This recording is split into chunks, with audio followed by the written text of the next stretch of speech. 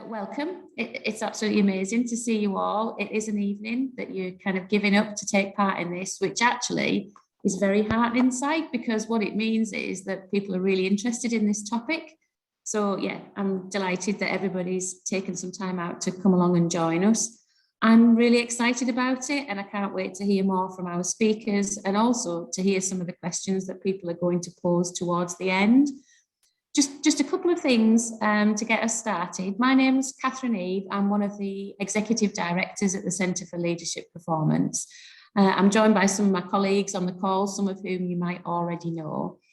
I'm delighted to welcome you all, but actually I'm going to be handing over in a couple of moments to our hosts for this evening's session, and that's Carenza, who's on the call. Thanks, Carenza, and Alicia. Could you give us a wave too? Thank you. So all I wanted to start with was a couple of housekeeping things about Zoom. I think everybody's probably now used to using it. If we all can stay on mute while the main presenters are speaking, that'll prevent that feedback noise happening. There is going to be the opportunity for questions at the end after we've heard the three speakers. We absolutely would love to hear your questions. So if you think of them during the evening, please pop them in the chat. But at the end, you'll get the opportunity to unmute yourself, raise your hand and get involved in the discussion. We are being recorded, which you would have seen when you actually joined the call. An edited version of it will be used afterwards for those who couldn't join us. The other thing to say would just be to remind you that if you've got anything after the event that you've got any questions about, please get in touch with one of the team. So tonight we're here to take part in a Your Voice event, and Your Voice came about. It's part of Your Future.Here, which is a programme for 16 to 25-year-olds. It's funded kindly by Sellafield. And the aim of Your Future.Here, as it would suggest, is to encourage young people to see Cumbria as their place, to see it as being somewhere they can see their future. There's a whole variety of services and events and activities that make up that programme, including Your Voice. And to me, Your Voice is actually a signature part of that service, because as it suggests, it allows young people to find out more about what they're interested in and to ask the questions that they want to ask. And that in itself will obviously shape their future and the future of Cumbria. So Your Future.Here as a suite of events and activities is the opportunity for young people to get involved in what's going on, whether that's in education, whether that's in employment, or that's that broader community, which is probably more where this event sits. So tonight, we, the Centre for Leadership Performance, we manage Your Future.Here. But actually, an important part that I think everybody should understand is we manage that on behalf of Cumbria Future Leaders, which is run by a steering group who made up of young people and the people who represent young people. And very much this evening has come about because they've requested this evening. They're interested in the topic of local government reorganisation. And as such, and rightly so, the evening is to be hosted by them. And at this point, I'm going to hand over to Carenza and Alicia, who are members of our steering group. They're actually members of the 16 to 18 steering group, and they're going to introduce the speakers and host the rest of the evening. I'll join you again at the end when we run the questions session. Okay. So thank you, enjoy the evening, and over to you, Carenza and Alicia. Hi everyone, and welcome to the event. As Catherine said, this is a Your Voice event on the local government reorganisation, run by the steering group. I'm a year 13 geography student, and I've been part of the steering group for just over a year now. Us as a steering group, we like to host events like this because it allows you guys as young people and just young people in general to voice their opinions and ask their questions that don't normally get asked. So I'll hand you over to Alicia now so she can introduce herself. Hi, I'm Alicia. I'm a year 13 politics student, and I've been part of the 16 to 18 group for just over a year as well. And we're really lucky today to be joined by the speakers from the Cumbria County Council, and they're here to tell us more about their roles and how local government operates. This obviously is a subject that I'm very interested in, and so glad to be bringing it to you as well, who are obviously interested in it too. And so I've got to hand over to our first speaker now, Sian Rees, who's going to tell us more about what she does. Thank you, Alicia. Thank you very much. Well, where to start on that, really? My current role with the County Council and the District Councils, I'm working with both of them or all of them to support them in the whole local government reorganisation process, but focusing on children's services. And I have a background in children's services as a Director of Education, and also as previously the Chief Executive of what is now called Inspira, but was the Connection Service in Cumbria. So I've worked in Cumbria and lots of other places in councils that provide all of the services and councils that provide some of the services, and I'll explain a bit more of that in a minute. And I've also been part of a local government reorganisation process, so many years ago in Nottingham and Nottinghamshire, when all the services for children were moved from one council to another. So I have some experience now. It's a long time ago, but I don't really think it's very different even now. So hopefully some of that will be useful. So I think what you wanted to know was why local government reorganisation, and what is it and what's it for. So I'll try to do some of that, but I'm more than happy to answer some questions at the end. And I've shared a presentation which is the standard one, so it's the one that everybody keeps getting, so that we give a consistent message. But it is rather dull, and it uses all sorts of jargon. So if you want it, if you look at it and you think, well, I am interested in it, but I would like it translated, then just let me know and I can do that another time, if that's helpful. So what I'm going to explain is what local government reorganisation is, where we're up to, and what will happen in the next few months, so that you might get an idea about when and with whom you could start to have conversations which might shape and influence things, because we're not able to do that at the moment, and we're not up to that point. So you haven't missed the boat yet. We're just up to we're sort of at the beginning of what is a quick but complicated journey. So what we've got in Cumbria at the moment is a decision that's been made by the government to change the way in which the councils are structured. So we've previously had, for quite a long time, 6 what we call district councils. They cover Allerdale and Copeland and Carlisle and Eden and Barrow and South Lake. So we've got those 6 district councils, which just deliver some of the services in your local area, but not all of them. And then we have the 7th council, which is the county council, and that delivers the other services, which include things like social services, social care, and schools and education, and a range of other services. But those will be the ones that you're most familiar with. And the decision has been taken. It was made in Parliament in March this year, that requires us to abolish, that's the word that's being used, abolish all of those councils, all 7, and create 2 new ones.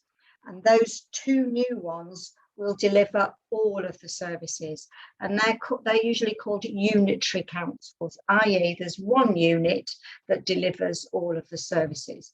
And I've worked in unitary councils before, as well as in councils like we have in Cumbria, which are called 2-tier, i.e. we've got 2 sorts of them. So we'll have from April next year, so we've got to do all this work to make those changes, so that those 2 new councils are ready to operate all of the services that are currently run by the 7. So that those 2 are ready to do all that by April next year. And that's a pretty big task. And for children's services, which is the bit that Dan and I are working in, and Austin is working in a different bit, and he'll be able to tell you about that later. But that's thousands of staff plus all of the school staff as well. So it's a pretty big job to get all of those things moved and changed and taken forward into the 2 new councils. So that's what it is. It's a complete change. It's a big change, and we'll have 2 new councils called Cumberland and Westmoreland and Furness.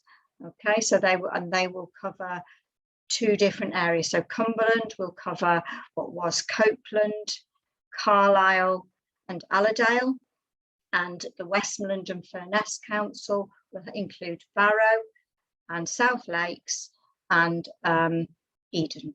Okay, so that's how it will be separated. So we'll have those 2 areas. We've just had the elections to the 2 new, what are called shadow authorities, and they're called that is because they'll start to shape themselves, appoint different roles, those sorts of things in the next months running up to April the 1st, 2023, when they take on their formal duties. Until then, all the other councils will keep on running services and holding the responsibility for those services. So that's what it is. Where we're up to at the moment is almost doing all of the background work. So it's really important work to work with all the service leaders to understand exactly how many people they've got, what services they run, how much money they're spending, so that we can work out how many people will go to each of the new councils, how much money they'll have to spend, and those sorts of things. And it's quite dull, but it's a very, very important part of the process, because if we don't get that right, then we can have all sorts of problems when we start working from day one. So we've been doing that, and obviously we've been talking to people like yourselves and school head teachers and the unions about the implications of all of that, the things that it might mean for people, things that people are worried about, to try and understand how we might plan and how we might prepare the new councillors for their role. So that's where we're up to. We're doing all of that important background work. What will happen in the next months is we'll start to see senior colleagues be appointed by those 2 councils. That will be the first step. And then when those senior colleagues are appointed, they will start to shape what those services might look like in the councils when they operate. They could be different in the different councils. They may not be the same in terms of the way they're shaped, but hopefully in terms of what they deliver, we would want to still be seeing the same things provided for communities. But obviously those communities are different. So the councillors will be able to say, no, in our area, we would like to see this. And we know that our citizens need these things, and the other area might say something different. So we might see things start to change shape over the next months. So the last thing I'd want to say is that the officers and the people who work in the councils cannot make those decisions, which is why we're really keen to let you know tonight that if you say things to us, we can feed them in as we're having the conversations. It's not we're not in any position of power to make those decisions. Those decisions will be made by the new councils, and didn't want to give anybody any false information really that they had the chance to get us to make those decisions for them, because we're not in a position to do that. So just as long as everybody's aware. So I don't think I wanted to say any more about the process unless, and I'm happy, I don't know how you want to manage it, Alicia, and is it Carenza, sorry, or Serenza? It's Carenza. Yeah. I don't know whether you want to take questions on that bit first, or whether you want to listen to Dan and to Austin first, and then questions at the end. It's entirely up to you. So I think we're just doing a general Q&A at the end of the session. So thank you for that, Sian. But we're going to hand over to our next speaker now, Dan Barton, who's going to tell us a bit about himself. Thanks, Alicia. Thanks, Corenza. Nice to meet everybody who's listening in. Hope you can hear me okay. So my brief, I think, is to do a little bit of a talk about how I got into this business and what it is, because I know that part of the work that you do at Centre of Leadership Performance is around thinking about careers and how that works. So I'll do a little bit of a kind of heads up around what I do now and how I got into it, and then we'll talk a little bit about LGR. So broadly speaking, my title is the Assistant Director for Education and Skills for the County Council. It's called the Assistant Director because I work to John Redman, who is the Director of Children's Services and the Director of People. So I'm an Assistant Director and I do the work that he is responsible for around education and skills. And broadly what that means is all of the services that the council does on behalf of schools and for schools. So that might be supporting a team of people who are experts at school improvement. So they would go in and kind of help your head teachers if your school needs to improve in a particular area. So that Ofsted would come and say that they were good or outstanding or whatever. We also sometimes intervene in local authority maintained schools where we're worried about leadership and governance. So there are some things called statutory powers of intervention. So if we're very concerned and we've gone through all of the kind of warning processes, we very, very occasionally have to do something like that and do something quite drastic. In other areas, well, I'm responsible for the music service. So those of you who have played a musical instrument or have ever had a kind of part of an orchestra or seen the Manchester Camerata or whatever as part of your time in Cumbria, the Cumbria Music Service as part of the council runs the Music Hub. We're also responsible for the virtual school. So that is the part of the council that looks after education for all young people who are looked after. We also deal with SEND. So in all of your schools, there'll be children and young people with SEND and with EHCPs. And so we do all of the work to pull together the advice from health service and social care to make sure that their educational experience is as good as it can be. There are all sorts of other little bits of services that are managed, but there's so many, I won't go into all of them. But broadly, most of the things that happen in your schools that the council does, I'm responsible for. But don't forget, there are lots of schools in the county that are academies, which the council doesn't run, and they do things kind of on their own. But I still work really closely with them.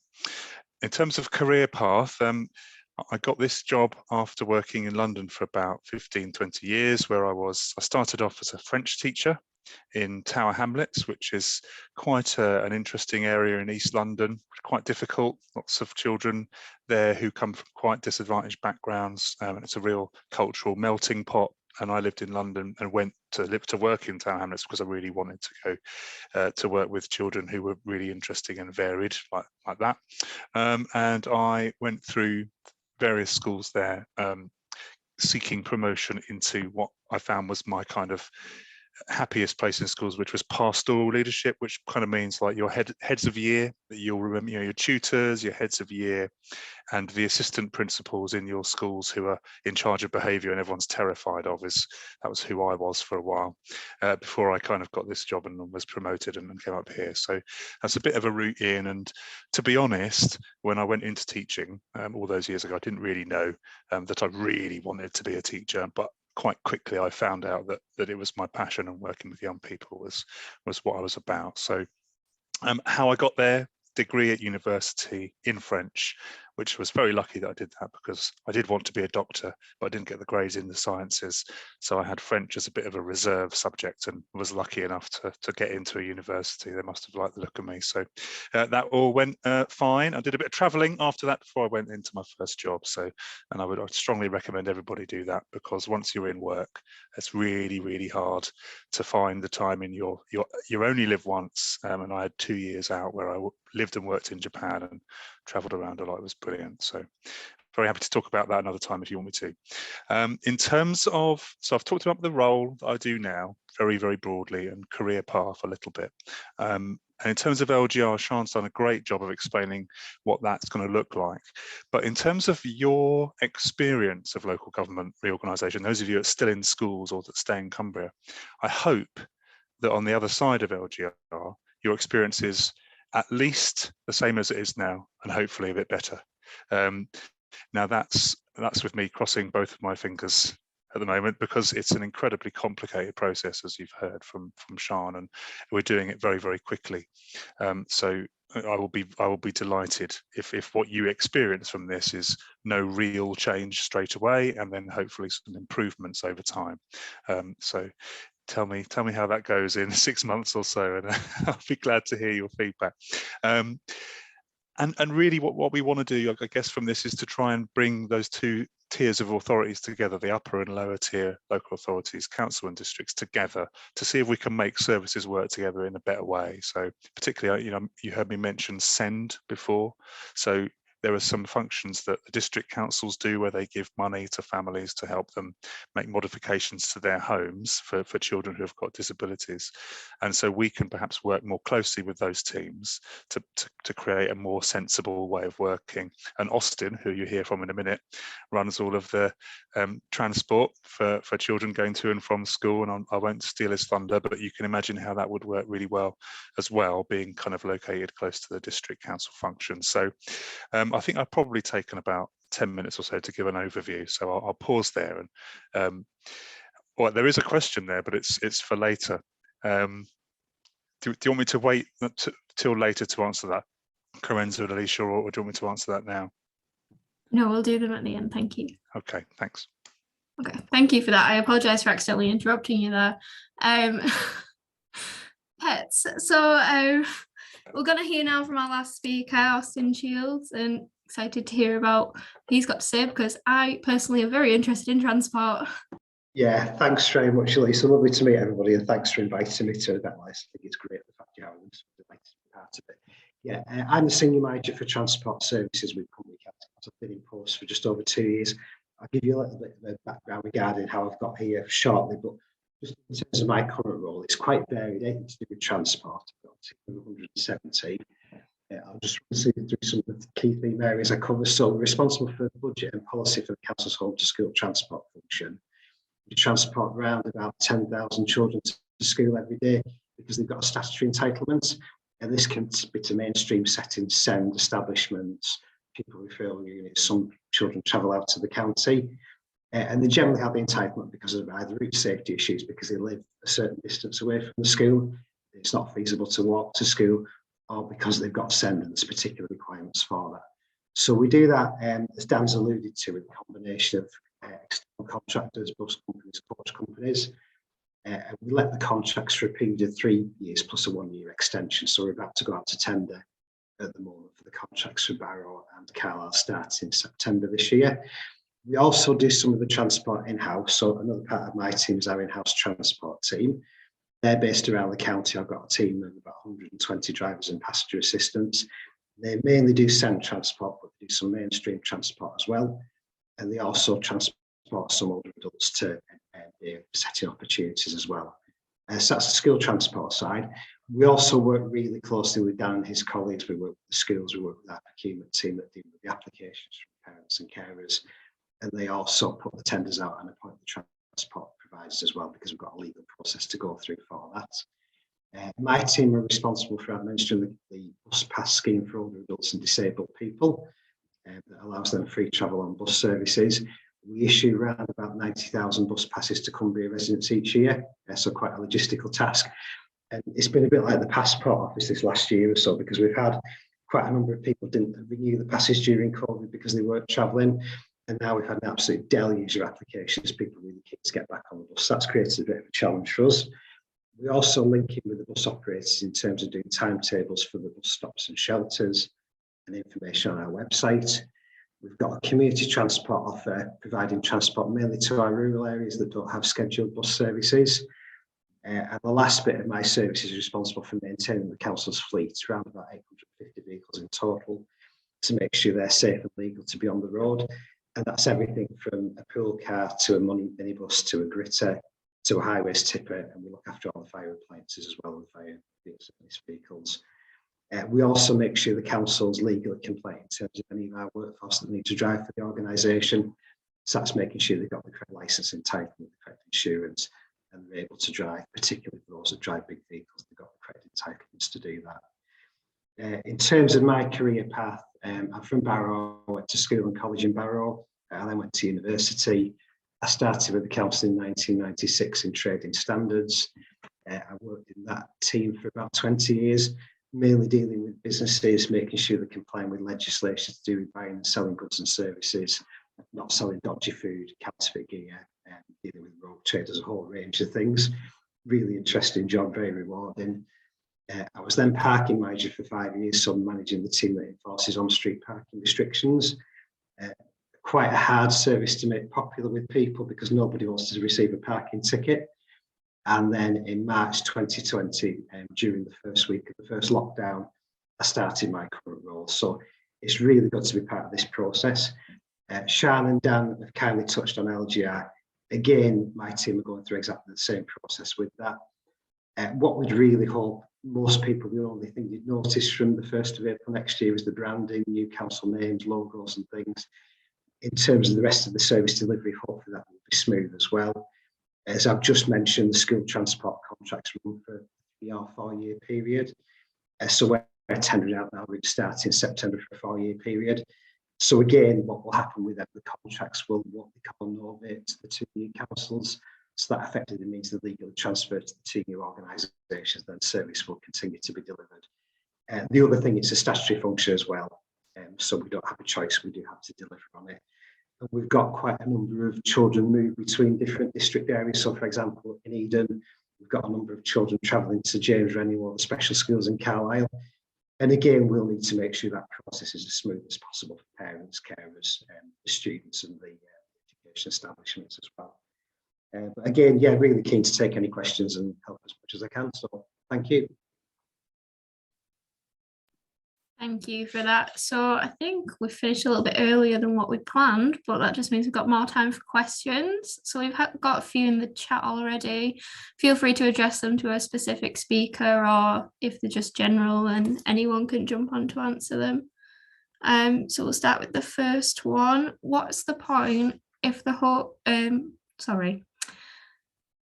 What's the point, I assume this means, of the restructure if the hope is for the restructure to only be at least as good as it is now?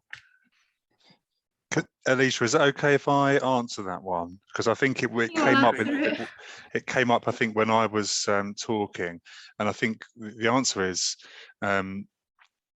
it isn't the hope for the restructure to result in things to only be as good as they are now. But the point that I was making at the time was that it is very, very complicated, and for us to not drop a ball on this and to really actually do it well, I'll be really glad if we manage to do that. So there is a real risk, and it's only right for us to share that risk with people when we're talking to them, that, you know, the complexity of the process means that we could end up making things a little bit difficult for a while before we iron out, you know, a really complex process. So what I'm saying is I'll be delighted if you don't notice a big difference straight away. Thank you. So I think we'll move on to the second one there, which is a specific question for Sian. From previous experience, what have been the main problems in areas or hardest things during a reorganisation? Yeah, I mean, I think it's the things that catch you out are the things like the infrastructure things, the IT. You won't be surprised for me to say things like that. You know, and when I did it such a long time ago that we had all our files in boxes. So all we had to do was put them in a box. All our young people's files that we had centrally, we had to put them in a box and put them in a van and take them round to a different building. Whereas all our files on young people in the council now, which are thousands, and we're talking absolutely 13,000, 14,000 of those, they're all electronic. So you would think that would make it simpler, but actually it doesn't, because you've got to, you know, create systems for both councils and those sorts of things. So as Dan was saying, it is very, very complicated in terms of the work that needs to take place and on a huge scale. the aim of it ultimately is, if you think about it now, we've got 7 IT systems which need to be furnished. We've got 7 chief executives. We've got 7 people who do finance, and so there are things that will create efficiencies.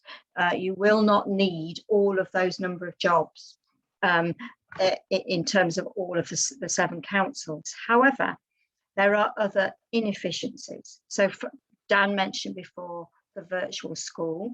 We have one of those currently, and we have one head of a virtual school. Whether it's a statutory role, so we'll have to have 2. You have to have a director of children's services. It's in the law. So we have one of those currently and sitting in the county council, but we will have to have 2. So there will be efficiencies to secure, but there will also be some inefficiencies where we'll have to replicate things. And as we go forward, those will start to become clearer. So I'm not sure, have I answered the question? If not, do press me. I'm happy to, got a bit lost there partway through. No, that's completely fine. So the next question that I'm going to ask is, how will the new councils make sure that they are still addressing the specific needs of each area? It's not addressed to anyone, so if anyone wants to jump on it. I'll try and answer that one just from the perspective of SEND, given that I mentioned SEND before, but actually this applies to everything. So the services that we're currently delivering, and that's in the county council and across all of the districts, and that, yes, for young people, but actually for everything that we do, we will still have the duty to deliver, but just through different organisations. So and those organisations will be really concerned with making sure that they do a good job of doing that. So they'll be thinking about how they deliver services. There'll be many of the same, if not all of the same, plus a few more of the employees currently within the county council that are doing the job in the 2 unitaries once we've gone through the split. And so hopefully lots of the people that know what they're doing will be doing that role in the new unitary authorities. And so in terms of SEND, I mean, we're in a place where we are improving at the moment. So we're on an improvement journey is what we call it. And we really hope that we're able to continue that momentum on the other side. Brill. The next question that we've got isn't addressed to anyone. What are the efficiency gains in the long term? Given the risk, should the resources that are being used to make this happen not be better used to support our community? It's a rather long question. It is, Yeah, but it's a very good and astute question. Sorry, Austin, did you want to answer that? No, I was just going to say a couple of things I've come across from experience. So at the moment, as Sian really well covered before, we've got the Cumbria County Council and the 6 district councils. There's some things where the 2 unitaries will give us a lot more opportunity to work together. So, for example, the district councils refuse and recycling from your homes, and then it gets given to Cumbria County Council to dispose of. So hopefully that process will be a lot more smoother with the 2 new organisations. I mentioned before that I used to be parking manager, so my parking colleagues used to do the on-street enforcement, so patrolling the roads in our town centres. But then we've got separate staff employed by the district councils that could only do the car parks. So I think going forward, you see those 2 teams merging and hopefully a lot more joined up working. Another example is environmental health sits with the district council, so they go look at food establishments clean and hygienic, whereas trading standards, which again I used to work for, that's under Cumbria County Council, and they look at food labelling and descriptions. So businesses are effectively, with that regime, getting 2 separate people visiting them from 2 different organisations. So hopefully, once the 2 new councils are in place, there'll be a lot more joined up working, and it should make it a lot easier for the people out there who use our services, because when people are ringing up with a query, at the moment they may ring the district council and they say, oh no, it's a Cumbria County Council function, but they'll ring the 2 new unitary councils and all the functions will be dealt with by one particular organisation. So hopefully by the time everything's bedded in, it will be a lot more smooth than the system we've got at the moment. But as Sian said and Dan said, there are going to be some challenges as well that we have to circumvent. Thanks, Alicia. Thanks, Karenza. Is it okay for me to just add a bit to that? Because I think it is a very astute question. I think it will be very costly in the short term. It is costing a lot of money to make these changes. It will do. And I think it would be disingenuous of us to say anything else. However, in the longer term, there is the potential to make the services far more joined up, and the benefits I've found when I've worked in a unitary, there's some really exciting things that you can do. So, for example, young people, having opportunities for placements within the council, for example, particularly young people with, say, special needs. When I was working in Bristol, we did a lot with the people who are responsible for the parks, and those sorts of things, and we were able to work really closely with them to develop apprenticeships for young people with special needs and other young people. So I think there are lots of things you can do that are joined up that we seem to struggle with when we're doing it across different organisations. It just is harder. It's just like doing things across 2 schools or 2 clubs, or it just gets harder. So I do think it will cost money in the short term. It is costing money. It would be a lie to say anything else. But in the longer term, we would hope that we'll end up with things that would be much more joined up and less costly in terms of infrastructure. Thanks. So the next question I'm going to ask you is directed to Sian. The question is, we've mentioned that there's a really quick process. How long from experience does this normally take? Usually a couple of years is what you get in terms of the running. That's what you normally get. So we are doing it at quick pace. People, that said, I think when I was appointed as an AD, it was October before we went live in the following April, and we were all in the same building, operating on day one the services that we had previously run in the county council. Did some things go wrong? Yes, they did. It's our job to put those things right, and to make sure that the impact of some of those things going wrong, being felt as little as possible by the people who receive the services. That will be the job of the officers. And as Dan said before, the majority of people will still be the same people, and they will want to continue to do a good job, as most people do who work in the public sector. Brill, thank you for that. The next question is, will there be lots of restructuring / job losses when the councils are merged? It isn't directed to anyone, so if anybody wants to. Shall I try that one? Is that all right? I mean, in essence, this is about a lot of things. It's about improving services, and it's also about efficiency. And so Sian mentioned earlier on that there are 6 district councils, and each of those district councils does the same thing, but in a different area. So if you create 2 unitary councils which are doing the same things, then you probably won't need all of the people. I'm being as transparent as I can. So, but most of the people that you won't need all of are the people that are doing the management of all of those things. You will need the people on the ground doing the business, because the size of the area is the same as Cumbria currently is, although it's split in 2, and also the amount of people that live here is the same. So you're going to need to have the people on the ground doing the work.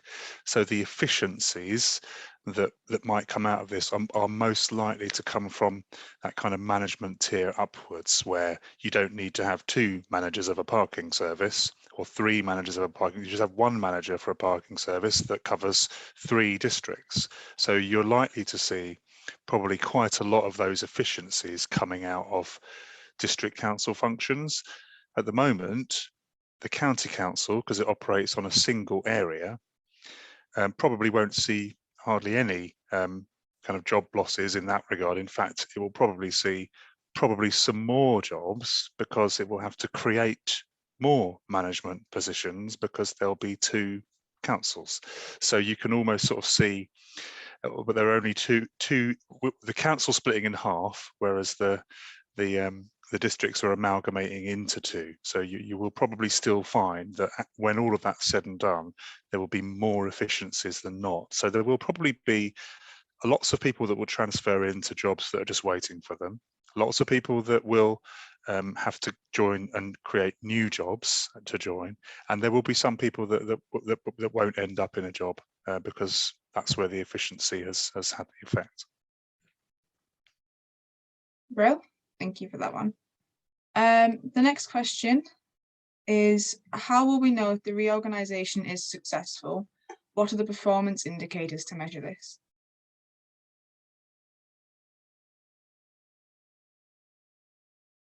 It isn't directed to anyone, so anyone can jump on that one. Sorry, I couldn't get my mute off. Perhaps it's telling me something, i.e. you've spoken too much already. Might be doing that. I'll start off and then anyone else can add. I mean, a lot of the services, particularly the education services and the services for children, we have a lot of statutory measures, so things that we have to report, I mean, zillions of them, things that we have to report to the government all of the time. So things like attendance, the number of exclusions from schools, those sorts of things are all things that every council that has those responsibilities has to report to the government, and those will continue to get measured for the two new councils.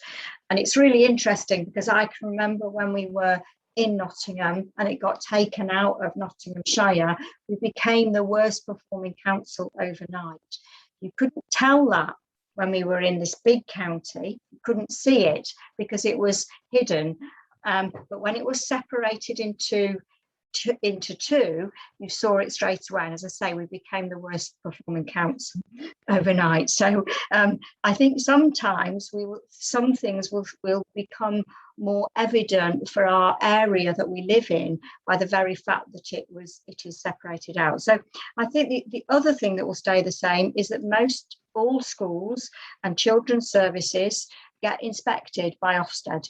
I'm sure most of you will know about that from your own experience, and that will carry on. So that won't change at all. So all those things that measure whether we're any good or not will carry on in the same way. They just might be more honed because they'll be focused on a smaller area. Can I just come in on the back of that, Sian, because you've answered the beginning of that question as I would have wanted to, in terms of the data and the way the key performance indicators, I think was someone's kind of part of the question, which is interesting.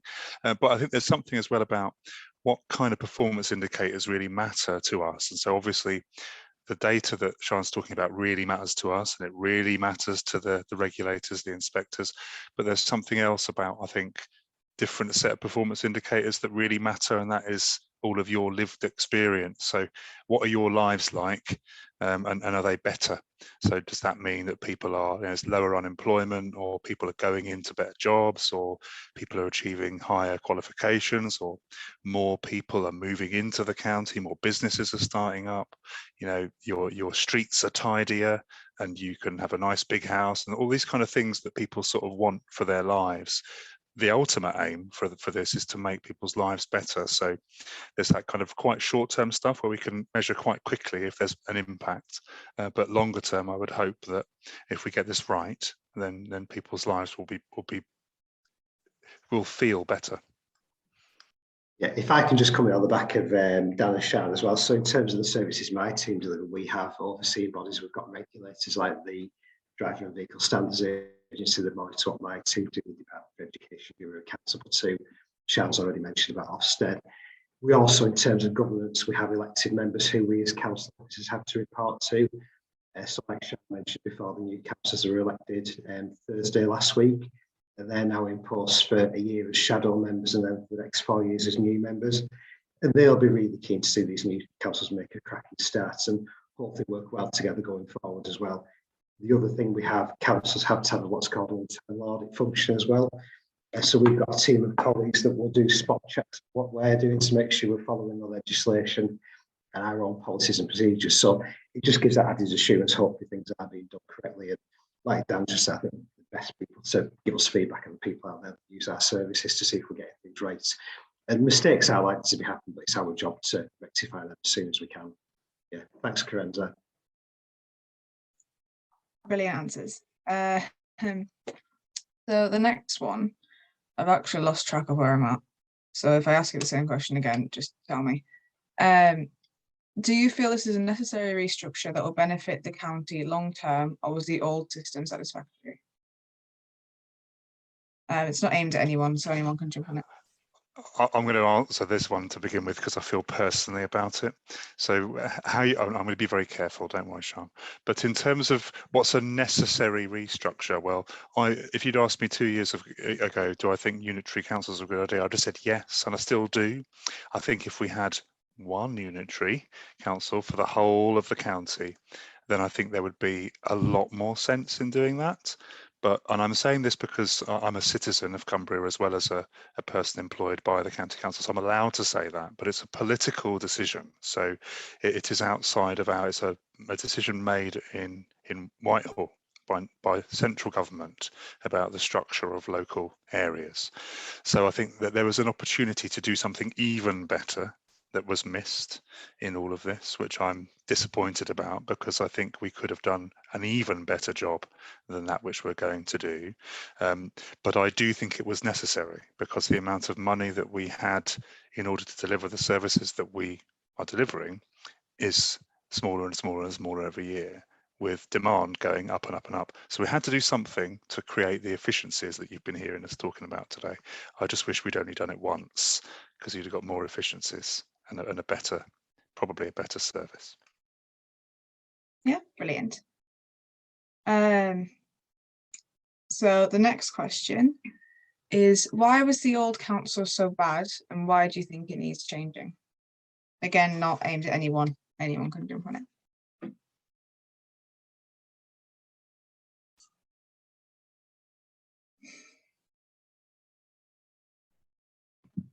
Oh dear, sorry, my button isn't working very well. Shall I answer it, as I'm not a direct employee of the county council? I'm a contractor, and that might be easier for me to answer than Austin and Dan. I don't think the county council is so bad. I think that, there are some services that need improving. There are some services that are absolutely excellent, and that's probably the same as most councils, and most people, I would say, you can always improve, even when you've got a good or a great service. So I don't think it's that. I think it's exactly the point that Dan was making, and Austin. It's just that money in local government and national government has got less and less and less. And certainly we know there's been almost 40–50% of money has gone completely. So people are trying to do things with less and less money, even though requests for services are growing all the time. And because of that, the decision was made that we needed to not have so many councils, because they cost money to run, and maybe the opportunity that we could have just had one instead of two rather than 7 would have been a good thing. But as Dan said, that wasn't our decision. But I don't think it's anything, it's not a reflection on the quality of the county council.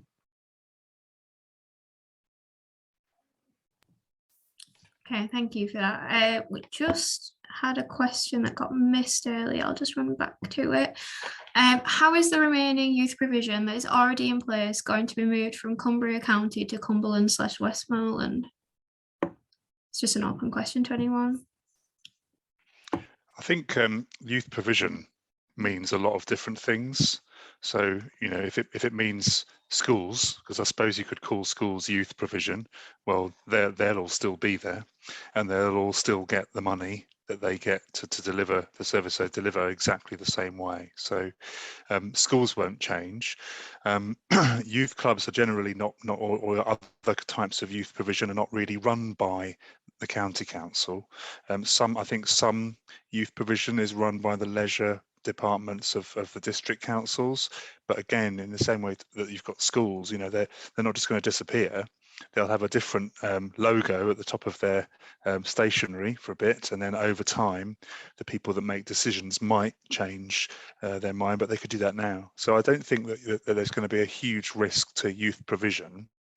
And again, I would hope that over time you'd start to see more of it and delivered in a joined up way. In terms of our kind of provision, like targeted youth work and early help and things like that, we should start to see that improving. There should be more of it over time, because some of those efficiencies will be used to pay for a bigger budget that can be used to commission providers to do more work. So I don't think you should be worried about youth provision going, and you should be hopeful about it changing and improving over time. Brilliant, thank you for that. So the next question that we've got isn't aimed at anyone. So Cumbria County Council offers a wide range of apprenticeships. How can we reassure young people who are thinking about applying for one that they will be able to complete their course despite the changes? That's a really good question. I used to have apprenticeships in my portfolio, and it's not there anymore. But what I know is that the person who runs that side of things will say, don't be put off. We are going through a change, but the jobs that people apply for under apprenticeships will be guaranteed in the same way as they are now. So there'll be a job at the end of it. And it's always the case that in the medium and long term, things change. So, you know, my job, Sean's job, anybody's job really in any company is only there for as long as the people who run the business think they need it. So no job is permanent, but for someone who's on an apprenticeship or about to do one, you really shouldn't worry at all about that. You will have something that will just continue going on to the other side. Yeah, thank you. How will the reorganisation affect the elderly in care homes and the elderly in their own homes, transport-wise? So obviously that one is aimed at. Yeah, thanks, Carenza. So again, we really hope it doesn't make any difference to how the services deliver. A lot of the services Cumbria County Council deliver, we've got to do by law. So the statutory functions say maybe people notice that the logo's changing, but it will still likely be the same people delivering the services. So at the moment, I'm employed by Cumbria County Council from the 1st of April next year. I'll need to be employed by one of the 2 new councils, but it may be some of the services carry on being delivered by that same person. A lot of contracts will be in place, like I said before, school transport. We've got contracts for 3-4 years. We're about to do that starting in September. So those contracts will just novate to the 2 new organisations, then the same people will be involved in delivering those services. And hopefully it might give us a bit more opportunity to work more closely with district council colleagues as well, and community groups in terms of any vehicles they've got, any expertise they've got. It will give us opportunities for our sort of social care teams to work more closely with district council teams that deal with things like council housing, social housing, etc. So hopefully it'll be a big improvement for people once we start amalgamating the services. Thanks, Carenza. Oh, thank you. This one is again at you, Austin. Public transport isn't great in Cumbria. Do you think we'll see improvements? Yeah, another really great question. I think quite pertinent with COVID as well. So what we found with the COVID pandemic, a lot of people have changed the working pattern. So people normally go into the office 5 days a week, get the bus or the train to and from work, and now working remotely, or maybe just having the odd 1 or 2 days in the office. A lot of our elderly passengers were put off by travelling during COVID because the government was advising very early on during lockdown 1, don't use public transport. And sadly, those patronage figures, that's the number of people using the buses, haven't gone back to pre-COVID levels. And I really can't see them doing so, to be honest, because people have now got used to different work styles. And we're using mediums like Teams and Zoom a lot more for our interactions rather than getting on the bus and travelling to a meeting. What we have to do now is we have to bid for any funding from the government. So previously the government would give local authorities for certain things a certain chunk of money. But now what they do is they open up an opportunity for local authorities to bid. So October last year, we had to put in a bus service improvement plan to the Department for Transport. It was something we had to do by law. We put in a plan, and in there we had ideas for about 33 different schemes to improve public transport in Cumbria. And we're asking for about £65 million for doing that. Unfortunately, the funding pot for all of England, which is what the funding was for, was £1.2 billion. The total ask from all the local transport authorities, and 71 of them, was £7 billion. So as you can see, there wasn't enough money to go around. And like the majority of councils, we didn't get any funding at all, which is really, really disappointing. But there are other funding opportunities coming up. We got last year £1.5 million from the Department for Transport for doing some demand responsive transport in our rural areas where there's no bus services at the moment, and we're going to be launching them probably towards the end of this year. So it's really dependent on what funding is available, and obviously the bus companies are running them as commercial services. So the best thing that people can do is to support them and hope to get more back on the buses, the trains, etc. And it's more likely to make those services viable. I think the other thing that's not particularly helped is the reliance on the private car and things. Probably a lot of people use their own vehicles for pure convenience. And again, the other thing is the prices that the transport operators have may put people off using their services as well. But we are really keen to look at any funding that's available, and obviously really keen to take any feedback regarding people that are struggling with what public transport's available. That's something that falls in my team's remit. But a really great question, thank you. Thank you for the answer. This one is for Dan. Based on what you've said about maybe we should have gone for one unitary council, do you think this may happen in the future? And also, do you think that having one council for the whole county would lose touch with the local aspect? It's a good question. I thought this would open a bit of a can of worms, but I've said it now. So the first answer is no, or certainly not in my lifetime. So the last time we did a big organisation like this was in 1974, which is when Cumberland and Westmoreland turned into Cumbria. So we've had them for almost 50 years. And this is such a big upheaval, a big change. It's just not something that you can do with any kind of frequency. So there's certainly no way at all now that we'll be involved in creating a unitary authority. However, I should add that there is a conversation going on in various parts of government in Whitehall around what a combined authority might be. So it's worth just mentioning there is such a thing as a combined authority where two unitary authorities or two other kinds of council can join together to make strategic decisions about some of the very big kind of big ticket items around infrastructure, for example, that they deliver. But that's, again, not a decision for us, and it's not actually a decision for local politicians. They might have to make a request, and that would be either granted or not by central government.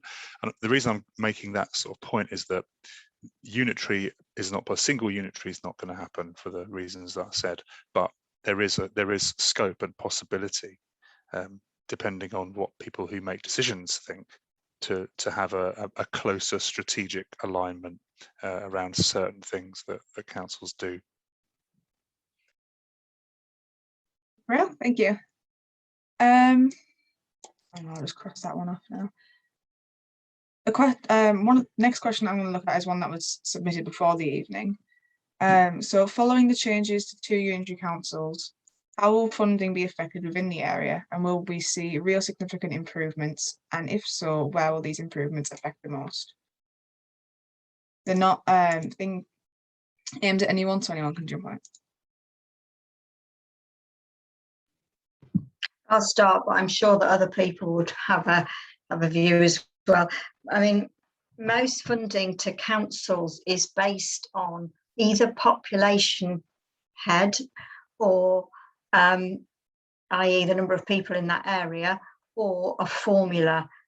So a lot of the school-led things, those budgets are often based on a formula, but again, quite often driven by the number of students. But you will have other elements in it which says this is your base, and then you have this much extra per person. So that's essentially, we'll have the same amount of money, but it will be split down into 2 ways instead of one for the county council and then the districts. So that's the bits I know about. Austin and Dan might know about different bits of money, but I think all sorts of conversations are happening about how it might be split. But essentially, to me, how it will be split is the way it comes in from the government. So if that's how we get it currently, it will carry on coming in like that from the government, but then it will get split 2 ways based on population. Yeah, thanks, Shang. Yeah, just to comment on some of the things within my remit. So a lot of the funding for my team comes from the Department for Transport. So I mentioned before about we have about 90,000 bus pass holders in Cumbria, all the results of disabled people. And we get that funding from central government. It's not ring-fenced, but the council will get a portion of the national funding pot, depending on what our population is. So at the moment, that pot comes into Cumbria County Council, and what we're doing at the moment is looking at how many bus pass holders we have in the 2 unitary councils, and that funding will then get apportioned accordingly. So it's likely to be the same with the funding that comes through. And Dan's also mentioned about potentially the mayoral combined authority. And where that system is in place, there are other funding opportunities that can open up as well. But again, as Dan mentioned, that's something we isn't within our gift to decide on, and that's something best with central governments. But again, with a lot of funding that my team do, it's a case of putting business cases in and keeping your fingers crossed and hoping you're successful, which sometimes we are, sometimes we're not, sadly. I suppose the short answer is there's no new money. So the amount of money that the council and the 6 districts currently get is not going to change. So what we do with the money is how we might make efficiencies and make that money do better.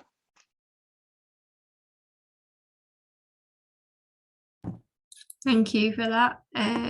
Just gonna have a look at the next one was. I think the next one was. Oh, sorry. I've lost my place now. Correct me if I've already said, if it's already been asked. Given that the LGR is a move to make the councils more efficient in the face of nationwide cuts on local councils, is the LGR not just a case of papering over the cracks, or is it genuinely a sustainable solution even if the cuts continue? Can I just say one thing there, because there is a suppressed premise within that paragraph, which is that there are cracks, but of course there are things that we could always do better, and I think we would never want to try and paper over cracks, or rather, ignore things that weren't going well. We sort of answered this a little bit in some of our earlier questions around wanting to do different things. I mean, ultimately, having a unitary authority that combines all those services together is a really good idea. It will help to make things better. But there's only so much any organisation can take in terms of cuts before it just becomes impossible to do its job. So, you'll have heard your teachers and parents and people that kind of moaning over the last decade or so about cuts and austerity. And that's continued, as Sian said, and we've lost about 40% of our total income.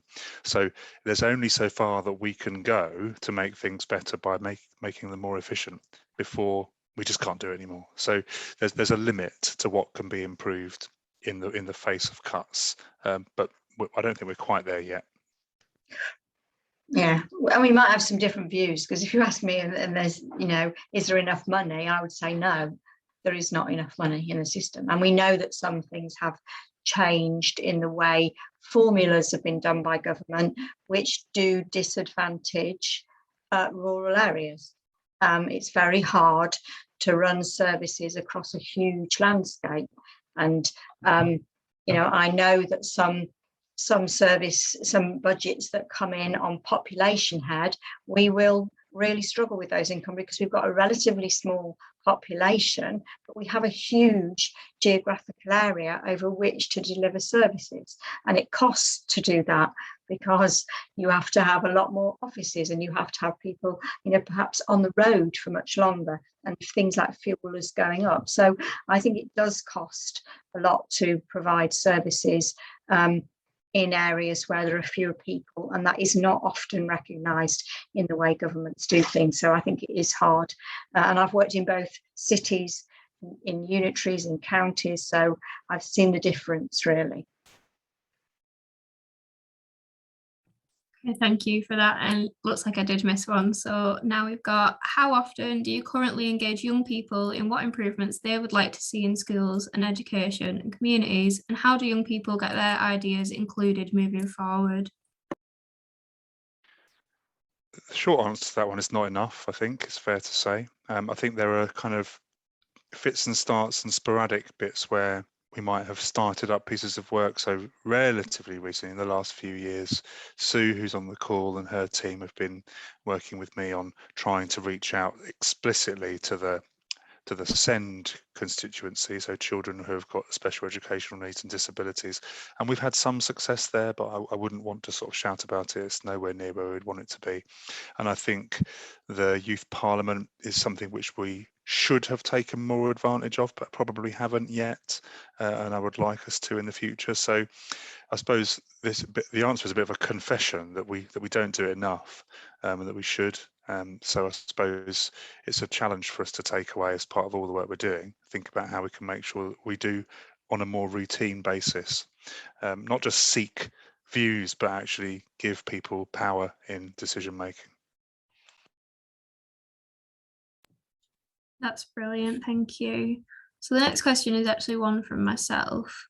It's regarding the new bus schemes in rural areas that was mentioned earlier. How will local areas be informed of changes? Because I come from an area that doesn't have a lot of bus services, and from experience, it's very hard to find prices and times and such when you're looking to use the buses. Yeah, thanks, Alicia. I can totally sense your frustration. I totally agree as well. To be honest, it could be a lot better publicised. So if you go to London, for example, all the transport in London is under Transport for Greater London, the same in Manchester, the Merseyside. So one organisation will control in London the underground services, the trains, the buses. If you go to Merseyside, it's Mersey Travel that control the ferries, the buses, the trains. Whereas in Cumbria, like a lot of the rest of England, we've got different commercial organisations. We've got 3 train operators, Transpennine Northern and Avanti West Coast. We've got 22 bus operators, Stagecoach run most of our services. And what we do is with the county councils, we publish bus timetables that are on, not all the bus stops, but the majority of bus stops throughout the county, particularly the ones in the urban areas and busy bus stops. We've also got all that information on our website pages as well. But I think it's just getting the information out there and making people better aware of the existing services that are there. I mentioned before about we've just published our bus service improvement plan, and part of that is to get public transport operators to work better together. So, for example, the bus companies aligning their services with train timetables as well, so it can provide better connectivity. Some of our areas, like you've said, Alicia, have little or no public transport at all. So the funding we've secured is to do, it's a bit of a mouthful, it's a digital demand responsive transport solution for the rural areas surrounding Penrith, Ulverston, Wigton and Egremont and St Bees. And they're areas with either no or very limited scheduled bus services at the moment. So we're hopefully going to be launching them towards the end of the year. We're just looking at procuring vehicles at the moment, which is another challenge with the supply chain. And what users will have to do is book about 3 hours ahead of travel. Because if we make it too flexible, we're then treading on the toes of the taxi and private hire vehicle operators, which we're not allowed to do. And we're looking, when we do start launching, to do a real big publicity blitz with local communities. We're going to be contacting post-16 education providers. I'm aware there's quite a few challenges in those areas regarding students getting to sixth form. So we're going to be working really well with them. We're also wanting to introduce some regular user discount schemes as well, like regular travel discounts, which will hopefully help as well. And for the services, we're looking to do most of the booking on an app. Obviously, we're all used to using apps now for ordering takeaway food and taxis, etc. But we're conscious quite a number of people may not feel comfortable using apps, so we're going to have a telephone booking service as well. So it's really good news that we got the funding. There was 65 councils submitting bids. There was only 17 successful, including ours, and hopefully there's going to be other funding opportunities to come up as well. We work really closely with our existing transport operators. Like I said before, more people can get out and use the bus and the train. There's more chance of them improving their services as well going forward. But I can totally sympathise with you on that one, Alicia, because I've noticed similar challenges elsewhere as well. Thanks a lot for that. And I think Lorenza had her own question to ask. I don't think we've got any more in the chat at the minute. No, we don't have any more in the chat. So this one's actually from one of my friends that's just messaged me to ask. So if there are now 2 different councils, has the overall Cumbria County Council been scrapped, or are they still under that umbrella? For now, Sian, are you trying to come off mute? So we'll be here until March the 31st next year, and then all of the current councils in the county will be dissolved, or what's the word? I think sometimes Abolished. it's abolished and Abolished. sometimes it's dissolved. I think Yes. dissolved's a bit nicer, isn't it? Yes, Yeah. it is. Yeah. So that we'll all be gone, and there'll be 2 brand new unitaries on the 1st of April. Right, thanks. I'll make sure I'll pass that on. So I don't think there's any more questions in the chat. If anybody has any more questions, feel free to take yourself off mute and ask. Or you can pop it in the chat if you don't feel like speaking. If not, I think we have some, do you have any, Catherine, on that sheet?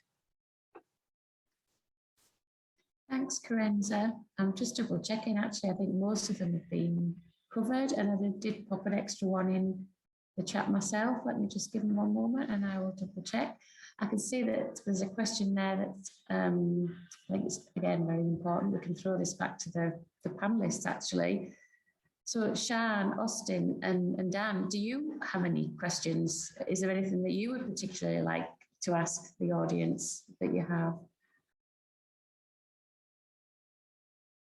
I don't think it's a question so much as encouraging young people that when the shadow councils are, a bit further down the line in terms of forming, is to make sure that you share your views with them as they start to shape services as citizens. I think that's really important. And then and that will be, I think, later, sort of autumny. That's what I think that will start to happen. So, and maybe if you could be doing that through something more powerful, like the youth parliament, through your school council, so you get a voice, and this sort of forum as well. So, rather than individuals, I think collectives are quite powerful to do those sorts of things. And then the other was just a bit of feedback, really, to you.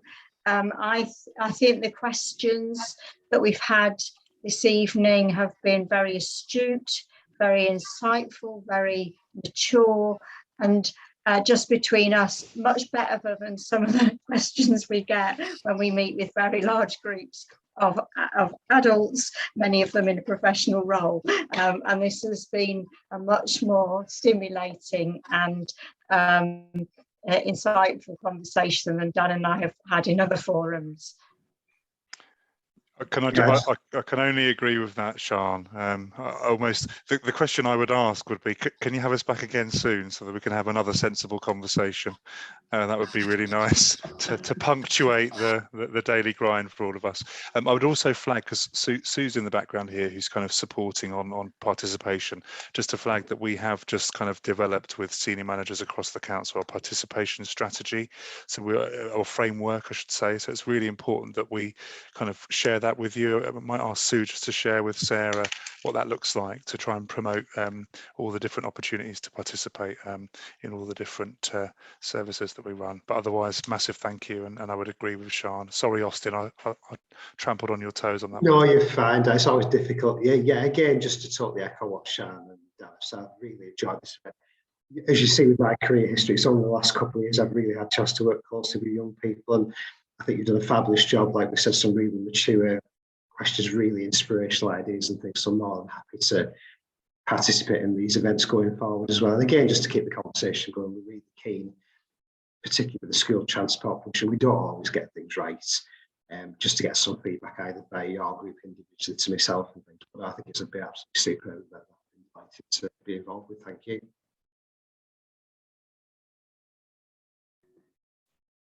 Thanks very much. Yeah, what I'd like to say to finish, and I think everything that I'd kind of written or noted as we went along has been captured there just through Carenza and Alicia and through you guys as our panelists. I've really enjoyed this evening, and I'm not sure what I was expecting, and it sounds like the three of you potentially maybe arrived feeling a little trepidatious, so I'm glad that you've enjoyed it too. Delighted. I'm also delighted, on behalf of the steering group, on behalf of your hosts this evening, the number and the quality of the questions, absolutely a really informative evening. And I hope, and I'm actually sure, that it does demonstrate the value of the youth voice in Cumbria, Your Voice events, that you know that this is one of them, and just the value of that Your Future.Here programme. I think it really heartens me for the future that actually that sense of place and attachment comes through really clearly from the people on the call, and I think that that's only good for the future. So yes, thank you to our panelists. Thank you very much, and thank you for spending your time with us. And yes, we will invite you back. I think that will be a delight. Thank you to Alicia and Carenza. You make this look so easy. I mean, absolutely, you have done an amazing job. Yeah, thank you. Absolutely, thank you very much. And thank you to the audience, everybody who's participated. I'm just really grateful that you've taken some time, and hopefully, yeah, you'll join us again soon. Thanks, everybody.